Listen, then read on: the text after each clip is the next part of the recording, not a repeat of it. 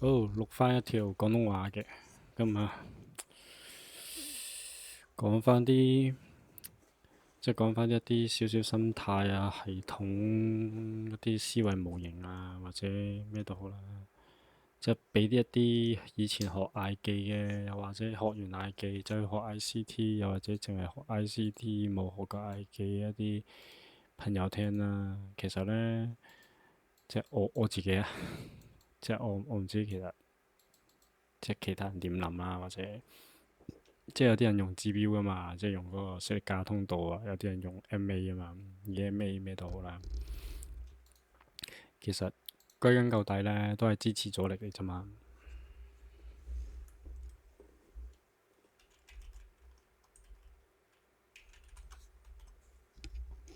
即係圍繞住個核心啊，支持阻力。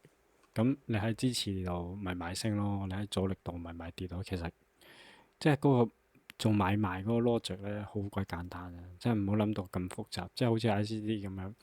咩有 FVG 啊、OB 啊，跟住 IFVG 啊，然之後一大堆唔知咩，總之一大堆好多名字啊、名稱又好咩都好啦。又或者係咯，我自己覺得咧，其實搞咁多嘢，最後個結果係咪真係支持咗你？即係講到好多嘢好似好好聽咁，或者講到好多嘢好似好複雜咁樣，其實即係大道至上啦、大道至簡咩都好啦。其實好。即係你將所謂嘅好複雜嘅嘢再諗深啲，其實你歸類佢做一個支持阻力就 OK 嘅啦。其實又或者我咁講啦，即係我對上幾條片都有講噶嘛，50%或者嗌嘅嘢中軸，其實佢圍繞住嗰個核心都係支持阻力啫嘛，或者 OB 啦、order block 啊。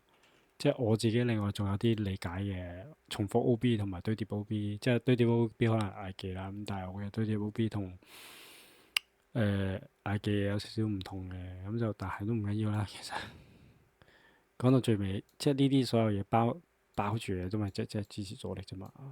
即係呢啲支持阻力喺唔同 time frame 咪有唔同嘅用處咯。其實50%有咩用咧？其實50%都係橫行啫嘛。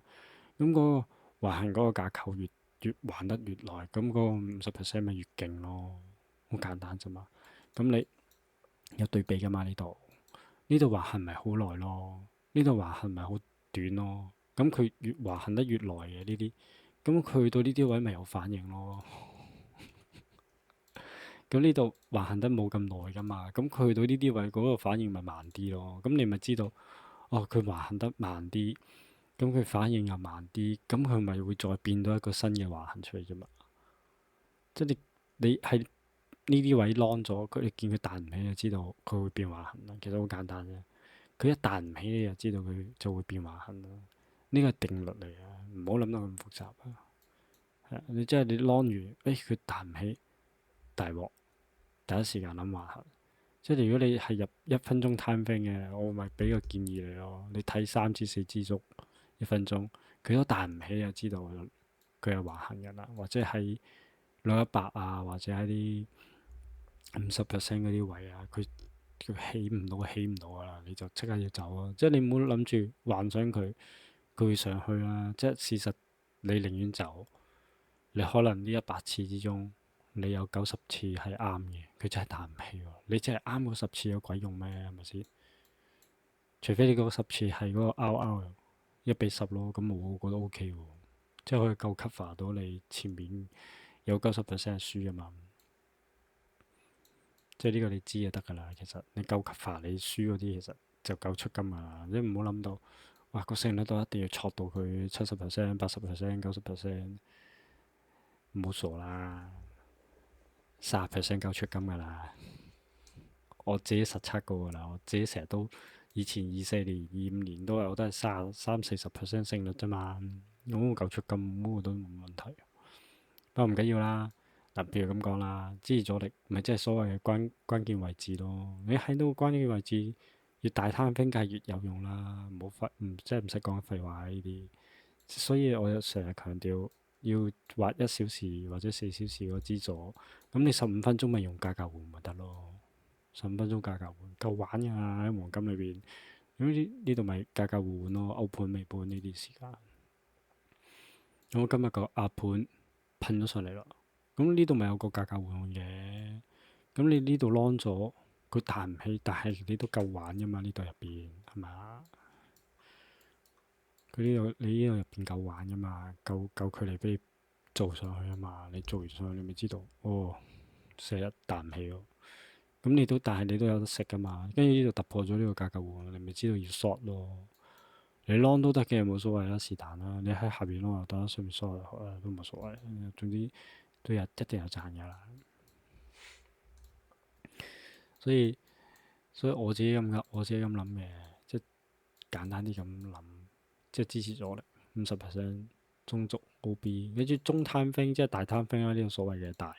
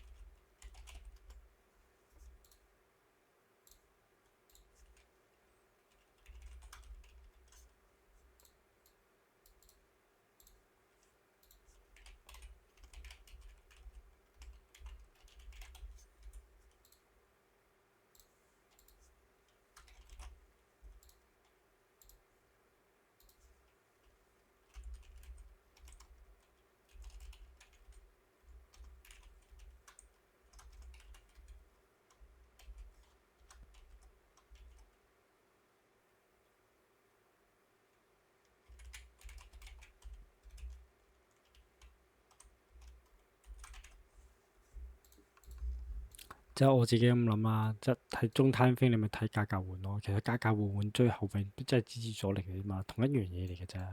跟住堆疊波 B 咪變咗橫行收窄咁嘅啫嘛，堆疊波 B。咁呢度咪有個堆疊波 B 咯。咁點樣解釋都得啦，一樣啫嘛。睇得明咪得咯。NQ 盡啲，NQ 嗰個堆疊波 B 仲靚。咁你 NQ 咪堆疊波 B 堆緊上去啊嘛，你知道嘛？呢度最後噴上去咁靚，呢度咪中軸咯，呢啲位咪 long 咯，有乜所謂啫？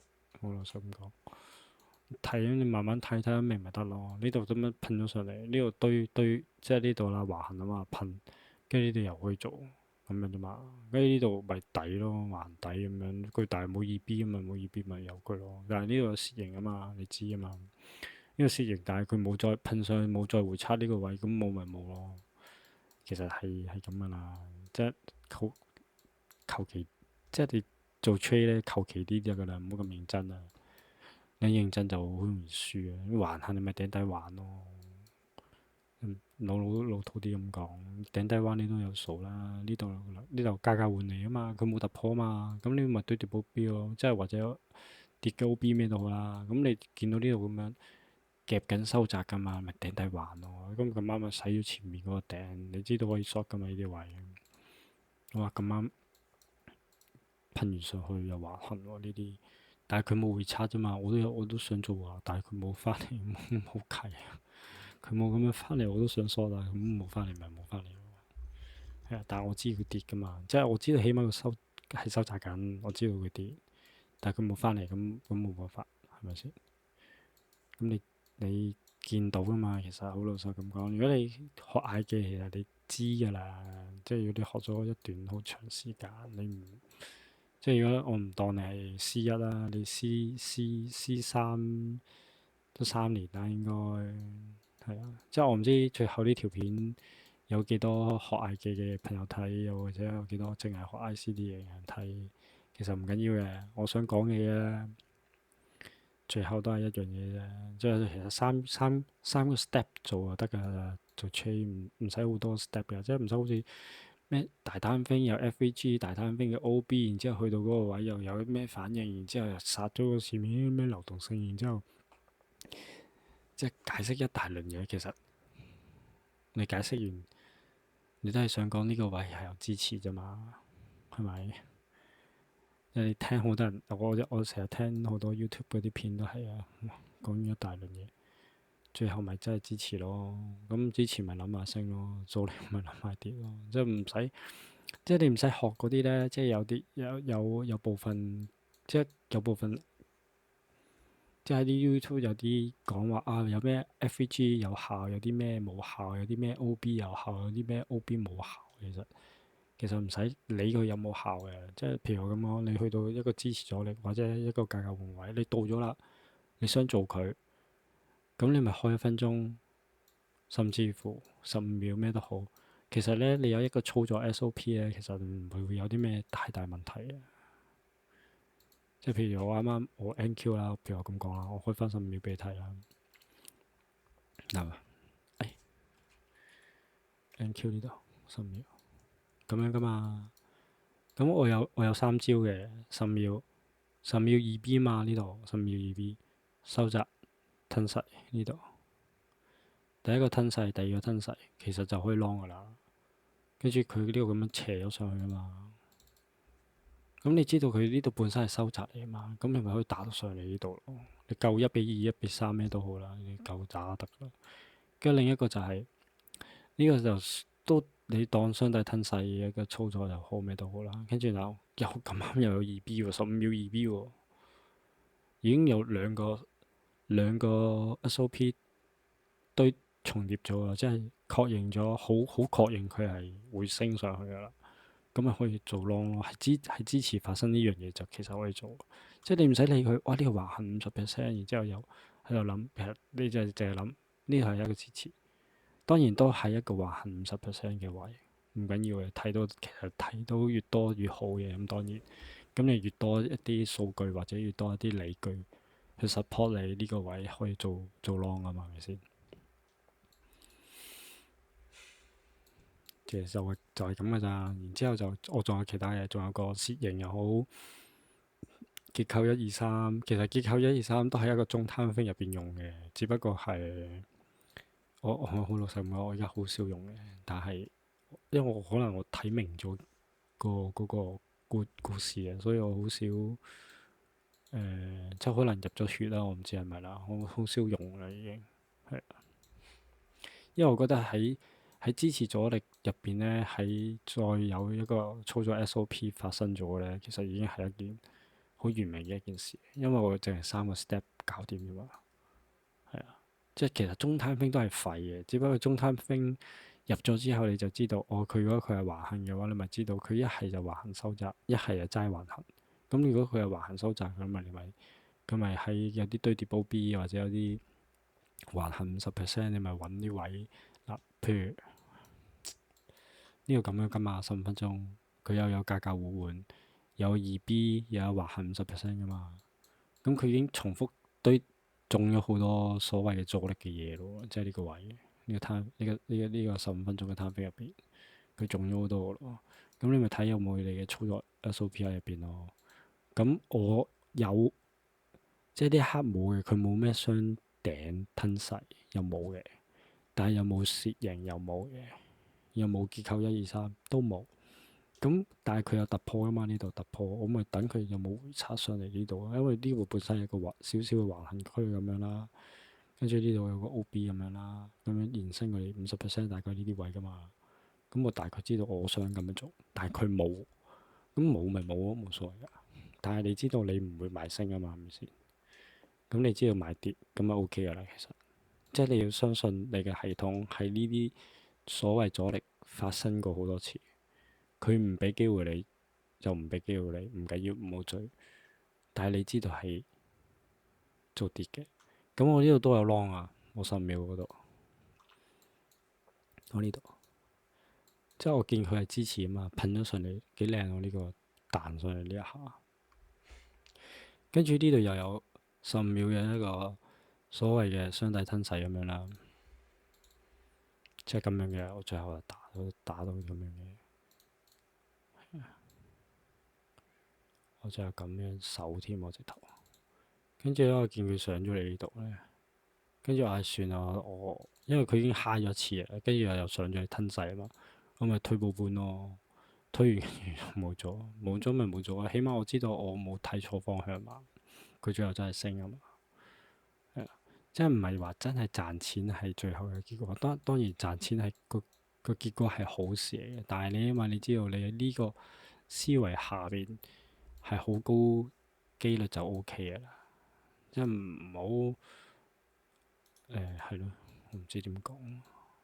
即係學完一大堆嘢，然之後俾完一大堆錢，然之後都唔知自己喺度做緊乜嘅話，其實係咯，你睇埋上一條片咯，即係你點樣用你嘅系統寫出嚟，一個 step 一個 step，最後一個 step，你見到乜嘢，點樣做，最緊要喺咩位置，大攤兵見到，喺中攤兵又見到，喺最後你操作要撳掣嗰下又見到咯。其實你三個確認咗呢一樣嘢咧，呢件事其實基本上唔會死錯人嘅。死錯人你咪死錯人咪冇緊，即係死咗呢個 trade 其實唔緊要啊，即係你個 trade 有少少問題咯，你咪再拆解下呢個問題係咪真係問題先。如果呢個問題係真係問題，你咪再拆解下入邊點解會發生呢個問題咯。你其實第一樣嘢多數都係畫錯啦，第二樣嘢就係睇錯，第三樣嘢咧先至係你真係真係唔得咯。你唔得咪改咯，冇所謂啊，改咗佢咪 OK 咯。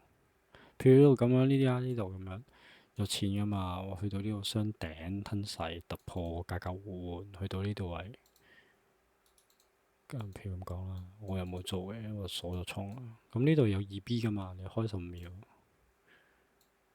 嗱呢度有二 B 啊，清楚啦，咁樣噶嘛，啊唔係我1分鐘好似好啲喎，算咗15秒啦，差唔多啦應該，咁樣噶嘛，呢度二 B 嘛，上咗嚟幾靚啊嘛呢度。又有突破咗呢度，跟住呢啲位咪可以618做上去咯，冇所謂嘅。右肩又得，你當佢右肩又得，咩數好啊？咁樣噶嘛，你有你個操作 SOP 其實可以做噶啦。不過冇嘅話，咪由佢咯，老實咁講。係啊，但係你知道佢上一上，佢隔一隔上呢啲位嘅價格換位，你只要上到嚟，你一係就食一半，一係就食晒，一係咧就食多留少推上去睇下會唔會再升上去上面嗰啲位啊嘛。但係你又知道佢有機會跌喎，咁冇所謂，咪又睇下有冇你啲操作 SOP 咯。有咪做，冇咪由佢咯。所以其實咧，即係呢個三重確認咧，即係喺我自己個系統思維裏邊咧，已經我覺得算係比較完善嘅呢個三重思維。大嘅又有，中嘅又有，細嘅又有。其實大、中、細攤分入邊都有你需要確認嘅一件事，其實已經基本上係無敵㗎啦。咁呢個大攤分係攞嚟判支持阻力嘅，中攤分係判呢個係咪確認呢個攤分入邊嘅一個方向，又或者啲機構有冇喺呢度做咗啲咩手腳。咁如果確認咗係嗰個機構有做咗手腳，係真係喺阻力發生嘅，亦都喺大攤分，大家都睇到嘅。咁佢係真係跌嘅話，就再等呢度個市場係咪真係有好多人衝緊入去做跌？哇！三個 step 都話俾你聽，佢係做跌咯。咁你咪知道可以做佢一下咯，咁樣咯，好似呢度啱啱咁樣啦。咁你1小時你見到呢度噶嘛？價格換啊嘛，呢啲位15分鐘都冇乜太特別。15分鐘我老實講睇唔到啲乜嘢。咁啊5分鐘啦，5分鐘其實都冇咩太特別，都係價格換啦。最緊要係呢度因為其實1分鐘又好，5分鐘都冇所謂。呢個橫行係我自己系統入邊嘅一個狀況嚟嘅。總之呢個時間差啦，我叫佢做有橫行咧，即係機構喺呢度已經入咗市。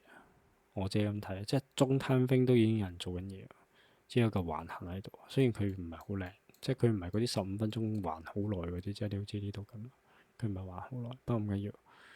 咁但係起碼你知道，哦呢度有人做緊嘢喎，跟住咪呢度 SOP 呢個位撳掣呢個位見到，有位喎，咪可以打佢咯，就係咁啫嘛。咁我呢度都有打，我啱啱呢度呢度有個類似洗咗落唔好用呢個，sorry 啊，用翻呢個 NQ 好啲準啲，因為我打單嗰陣係用 NQ 嘅。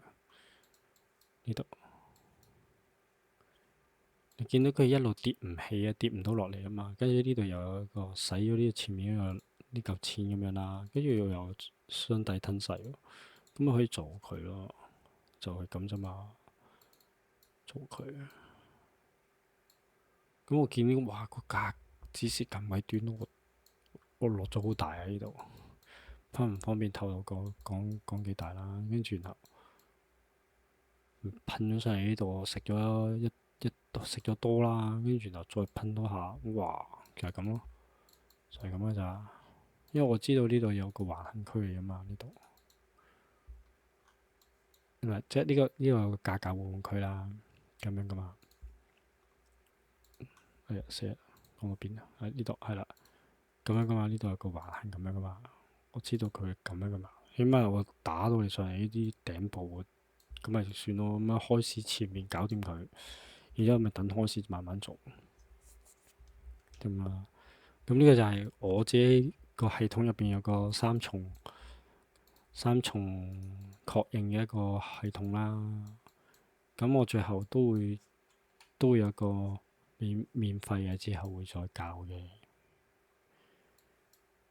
點樣用呢個三重嘅一個地方，然之後再操作咯嘛。即係一個咁樣講，慢慢講。幾堂搞嘅嘢要講好快嘅，因為唔使搞咁複雜，我覺得就係咁啫嘛。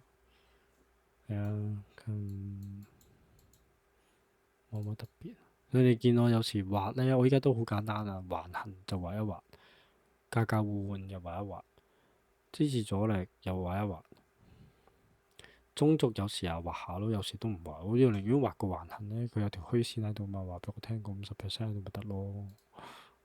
但係有時好亂呢，我自己會有條紅線咁樣代表住呢度又有50%，又有洗倉，又有乜乜柒柒嘅。我有時會咁樣嘅，不過唔緊要啦，其實點畫都得啦。但係你知你做緊咩咪得咯，即係你知道你睇緊咩啊？即係你唔好唔知道個卡喺度做緊咩。你有時呢，如果迷咗喺個1分鐘入邊呢，即係你知自己咪緊入去啊嘛，但係你個腦係放空緊噶嘛，你就即刻去翻15分鐘。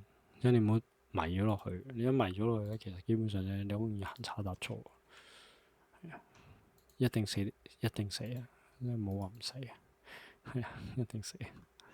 所以有時咧，即係我最近啦，即係都算多人問嘅，即係台灣人又問，即係香港呢邊啲藝伎嘅朋友都有問嘅，即係 TP 同 SL 啊。唉，唔好成日諗咁多啦，即係佢係噴上去俾你，你咪食咯。你唔噴咁，你淨係前面嗰一關係咯。你見到第一關嘅價格互換，你咪即刻食啲咯。你唔好諗啦，我內心咁講，即係你穩定咗先，你知道你個勝率係有，你知道你可以賺到某部分你有能力嘅錢，即係譬如我好似我依家咁。我我賺一兩千，我覺得冇問題，即係好輕鬆啊！我老實講，一兩千冇問題，好輕鬆。三四千呢，真係要睇睇下佢會唔會突破，跟住俾我。即係呢度啊，唔係講錯咗，所以即係呢度。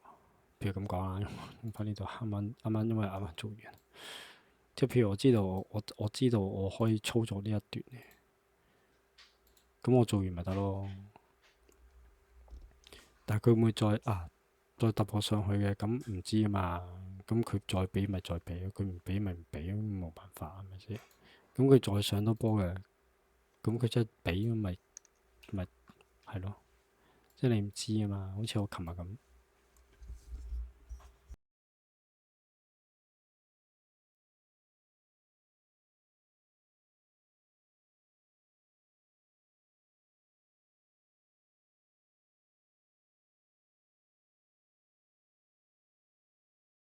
啊，係啊，呢度好似。咁我原本諗住食100點啊嘛，我都冇諗過會噴上噴到80點，我咪食晒佢咯，噴咗180點喎。咁佢真係噴俾我，咁咪咩咯？咁你一關關打上嚟先啦，你將你嘅心態，你知道你嘅能力，我可以食到500，我可以做到300，或者食到1、2千嘅，咁咪慢慢打大佢，即係唔係打大佢喎，係喺你有能力嘅下邊，你可以一關關咁樣，即係換上去啦。你見到佢有時突破，突破喎，我就坐多一陣先。佢唔突破喎，咁你咪即刻食晒佢咯。係啊，你知你長期咁樣撳500、600、800、1000、1500、2000，有時儲下儲下，好似我今日咁戇鳩鳩幾百幾百咁樣食下食下，有2、3千，有4、5千，跟住啱啱又做咗獎，唉，算啦唔講啦。咁都都和味啊，係咪先？唔好話打幾多間公司啊，你淨係打一個 account 啊，都已經好咩啦，係咪啊？仲要你知道打 pop firm，你唔會淨係打一間公司，或者淨係打一個 account 噶嘛。咁你咪慢慢疊上去咯啲錢。你淨係 focus 你喺你一個字，我只係咁啊。我淨係 focus 喺一個 account 入邊嘅，我唔會睇其他 account。咁就算其他 account，即係我譬如咁講，我一個 account 賺1000，我唔會諗哇，我5個 account 喎，即係我賺5000，我唔會咁諗嘅。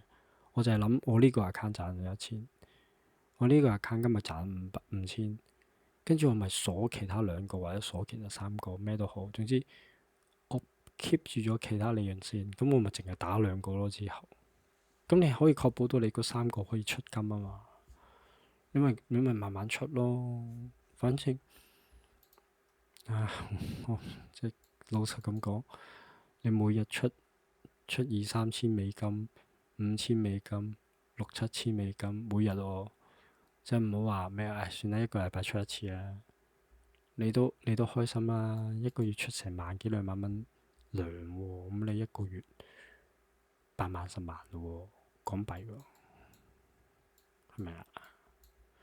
慢慢慢慢做，慢慢即係諗清楚你套嘢點樣做、點樣打、點樣睇，即係其實要講嘅講晒㗎啦。即係如果你本身個底唔差唔錯嘅話咧，你有練咧，你一聽聽得明咧，叮晒你嘅，就唔會有咁多疑惑㗎。你即刻你就知道，哇！原來我識過啲嘢，你就可以寫出嚟。然之後你將你自己所有嘅嘢，再你睇翻上一條片啊，再慢慢咩咯，係咯。即係唔使唔好嘥時間，仲喺度喺呢啲咁嘅格代入邊，然之後又唔知摸頂摸頂摸底，然之後唔知點樣又喺度同佢賭，冇意思啊！你嗱臨搞掂咗呢嚿嘢之後，妖呢嚿嘢之後可能算啦，唔講錯，生咗仔之後都講少咗錯，係咯，就咁啫嘛，咁簡單，頂底玩你都夠玩啦，你使乜鬼真係我要睇1分鐘然後我要點樣點樣做咁樣？你使咩啫嘛？睇15分鐘，你見到佢喺個底度抽針，你咪知道，有啲料喎呢度，咁樣噶嘛，呢度咁樣噶嘛，佢手頂住咗噶嘛呢個位，咁你咪即刻咪開1分鐘咯。咁你冇所謂用堆疊保鏢都得㗎，你一樣啫嘛。你要做嘅嘢係咩啊？我就係揾呢度位係咪真係支持啫嘛？你諗呢個位係支持咁，你咪知道呢個位同時可能係收窄㗎嘛？呢個位啊，同時可能係收窄嚟嘛。咁你知啊嘛？起碼你咪底做 long 呢度又有錢咯，咁樣咪打上去先咯。不最衰今日有數據，所以我就算啦冇打。唔係我都平時我入咗㗎啦呢度。如果我真係冇數據嘅話，大佬呢度幾靚啊！跌緊上去雙底吞噬喎，跟住咩都有，手又唔使多，手5蚊搞掂，噴噴上去幾開心。不過冇做算啦。我啲嘢呢度已經係我覺得啦，猶豫緊㗎啦，我都跟住我見唉，算啦，由佢，因為我都想咧，我自己有個心態咁樣嘅，我諗住咧，佢洗一洗隻腳先上嘅，即係我想再大一個攤分嘅收窄呢度，我想佢再大一個攤分嘅呢個收窄，即係呢個可能唉，sorry，對，即係可能呢，即係可能呢啲咁嘅收窄啊。佢落嚟呢個位，然之後先再上。我有少少咁嘅心態，我想洗咗前面呢度呢一撇嘢。咁佢冇咪由佢咯，係啊。因為咁啱有數據啊嘛，我諗住借個數據咁落去咗上嚟，係咯。不過佢冇辦法，冇都唔緊要啦。我咪最後咪咩咯？我最後咪格格換換，我呢度咪入咗咯。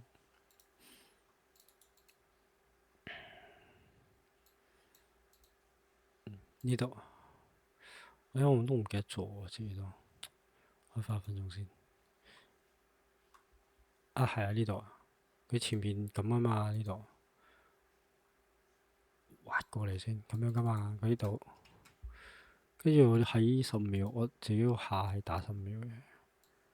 我見佢洗一洗前面呢度咪有機會做咯，咪攞上去打呢一段咯，打呢一段。呢度都開心啊，係咪先？夠做噶啦呢度。依家波幅咁大，慢慢嚟啊，唔好急。就係咁噶咋？呢度咪呢個橫行嘅50%咯。呢個話呢度橫行嘅50%啫嘛。有呢度咪相對突破，跟住突破格格換咁樣，中軸咪呢度咯。其實真係咁樣睇嘅咋，好簡單嘅咋。你解釋到㗎，你變咗，你知道你自己肉眼你見到咩㗎嘛？不過我啱啱冇講啫嘛。不過咁啱見到咪講埋，就係咁嘅咋，好簡單嘅咋。係啊，哇！最近 top step，算係唔講啦。就咁啦。哇，錄咗都30分鐘啦。大家自己慢慢係咯，努力啲啊！我覺得寫咗，其實你寫咗咧，應該正常3個月、半年，你見到你自己嗰個進步好鬼勁。我都係咁樣嘛。我舊年2、5年，我都冇人搣住，都冇人教我嘅。我一路都係自己打啫嘛，我都係自己喺度進化啫嘛。係最後睇得多台灣仔教我啲嘢，跟住然後，好似又真係我缺乏咗操作嗰個 SOP，佢教我，因為佢就咁用market order 比較多嘅，佢自己係咯。跟住我之後又教咗佢掛單嘅，但係佢最後我唔知佢有冇掛單啦，依家有冇掛？但係我諗佢都有啊，不過是打咩都啊。但係佢係用咗15秒嘅SOP 啦，佢搞咗之後，其實佢即係佢話我係咁樣做嘅，跟住原來我就叮咗一聲，係喎，我冇呢樣嘢喎，我前面呢樣嘢已經好成熟㗎啦，本身就我係冇呢樣嘢，原來從來冇人教我呢樣嘢，即係可能有嘅，艾記之前都有教嘅，唯獨一嗰陣，但係即係冇點樣放信心啊，或者佢後尾因為搞咗唯獨二掛單咧，就神化咗件事啊。就冇咗維度1嗰個效果，但係我依家維度1、2我都覺得冇乜問題嘅，係啊，即係冇衝突㗎兩樣嘢，即係維度1又好，維度2好，即係冇神化咗件事，就係維度2係咩市場機構時點咩都好，維度1又係唔知咩嘢啊，其實冇㗎，最後咪支持阻力啫嘛，係啊，咩橫行50%咪即係機構喺度吸蟹貨咯，就係咁啫嘛。一個係普通人嘅時點，一條線咪普通人時點咯。機構時點咪即係堆疊波 B 又好，咩都好橫50%一樣啫嘛。最後得出嚟結果都係支持咗你啫嘛。即係件事寫出嚟或者講出嚟好似好型咁嘛。神化咗件事，你會覺得哇，好似好勁喎。其實最後咪支持咗你，即跟住最後咪突破回測咯。一係假突破回測啫嘛，就係咁啫嘛。只不過你點樣定義呢個雙頂突破回測？呢個你點樣定義？呢度你點樣定義佢突破唔突破，跟住咁嘅啫嘛，就係咁樣就話，就係咁咋。你定義咗件事，你知道呢件事係高機率就得㗎啦。你定義唔到嘅咪由佢咯，你咪慢慢練咯。你練到你定義到件事，然之後再好高機率咁樣去操作佢咯。我都係咁樣一步步咁樣打上嚟啫嘛。係啦，就係咁咯，唔講啦，拜。